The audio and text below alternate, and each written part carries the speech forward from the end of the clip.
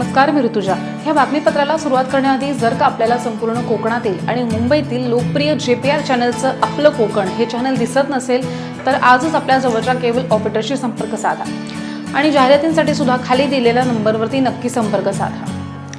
संचालक कृषी उत्पन्न बाजार समिती हिंगोली आणि सरपंच रवी डोरले यांच्या मार्गदर्शनामध्ये राहुली बुद्रुकमधल्या विविध कार्यकारी सहकारी सोसायटीच्या चेअरमनपदी माधवराव तुकाराम डोरले यांची बिनविरोध निवड झाली आहे, तर उपचेअरमनपदी पुंजाबाई किसनराव जावळे यांची निवड करण्यात आली आहे। तर संचालकपदी सुभाष जावळे, दिनकर लोणकर, रानोजी जावळे, मुकिंदराव लोणकर, गंगाराम लोणकर, कैलासराव सोडगीर, निर्मलाबाई डोरले, इंदुबाई डोरले, सय्यद अब्दुल सय्यद गफूर, शामराव नानवटे, रवी डोरले यांची संचालक म्हणून निवड करण्यात आली।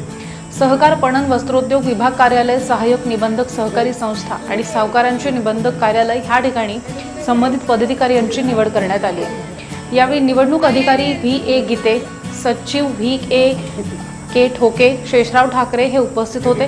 सगळ्या निवड झालेल्या सदस्यांचा सत्कार या ठिकाणी करण्यात आला आणि ह्यावेळी उपसरपंच रमेश जावळे, नामदेव जाधव, शेख इस्माईल, पांडुरंग डोरले, ज्ञानबा डोरले, संजय डोरले, सरपंच रवी डोरले यांची सुद्धा उपस्थिती होती। राहुली बुद्रुक विविध कार्यकारी सोसायटी संस्था राहुली बुद्रुक या सोसायटीसाठी चेअरमन पदाची निवडणूक आज होती।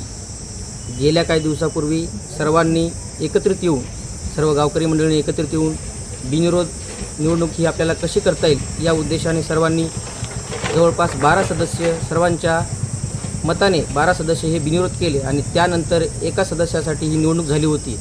त्यामध्ये कैलासराव सोडगीर हे प्रचंड बहुमताने विजयी झाले आणि आज चेअरमन आणि उपचेअरमन या पदासाठी आज या इथे निवड करण्यात आली। त्यामध्ये चेअरमन पदासाठी माझे वडील माधवराव तुकाराम डोरले व उपचेअरमनपदी पुंजाबाई किसनराव जावळे यांची सर्व संचालकाच्या वतीने सर्वानुमते आज निवड करण्यात आली।